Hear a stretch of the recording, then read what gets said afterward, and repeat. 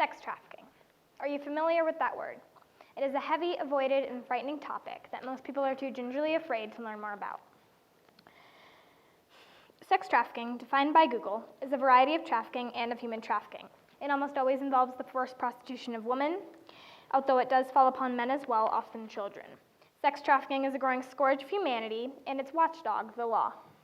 For those of you who are confused, trafficking is defined, also by Google, as deal or trade in something illegal.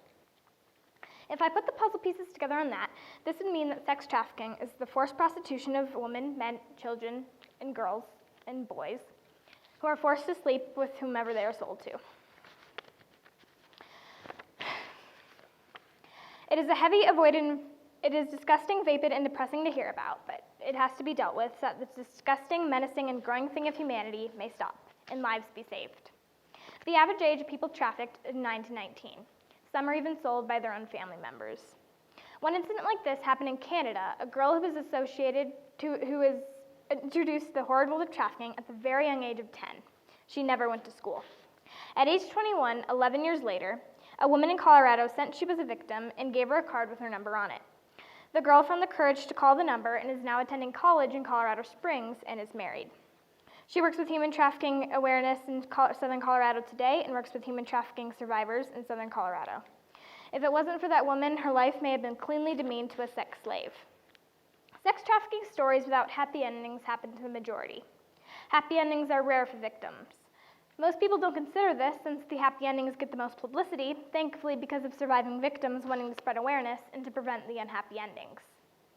2.4 million unsuspecting trafficking victims at any given time, and those are just the ones people know about.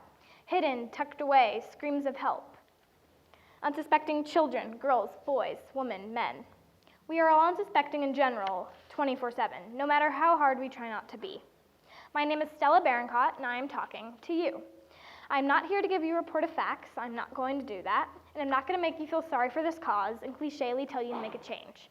If I did that, you would politely applaud, leave, and not take my plea seriously. I'm not saying this to stress you out. I myself am a very cautious person, trust me, but this needs to be dealt with, and you all personally need to know that this doesn't just happen in dark alleyways or in bad neighborhoods. It can happen outside of Costco while you're taking a phone call. Sex trafficking is one of the fastest growing crime industries in the world, and it's undetected all of the time. I didn't know about this until my mom told me about a movie called Taken, based purely on the real happenings of sex trafficking. And as most movies end, it ended happily.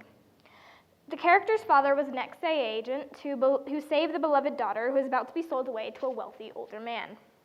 Unfortunately, not all of our fathers are CIA agents with a certain set of skills, or can always find help. What's deeply unfortunate is that most of these girls are never seen, found, or heard from again. Some get sold off to different countries to clean homes who are owned by whomever they are sold to for life. There are so many stories about young girls, children, women, and men all over Colorado and all over the world who are forced into sex rings and in the world of trafficking. Unfortunately, that would take years to tell. This is a growing problem everywhere, and you can't escape it. Nowhere is immune. Not in your neighborhood, not in your town, yes, yours. You might be thinking, my neighborhood's safe. She doesn't know what she's talking about. She hasn't even been trafficked before. I have not been trafficked or associated with human trafficking in any way. You have that part right. But I want you all to understand that this happens multiple times every day to young, unsuspecting girls and boys, some older, some recruiters that are the victims of the trafficking themselves. I'm not saying that you shouldn't talk to strangers. I'm not. What I'm saying is that this happens everywhere, and it's undetected all of the time. It's happening, sadly, as we speak, to young, talented girls and boys with bright futures. Could be people we know, could be people we love. It could happen to us or loved ones. And people don't know that this happens 24/7, all over the world.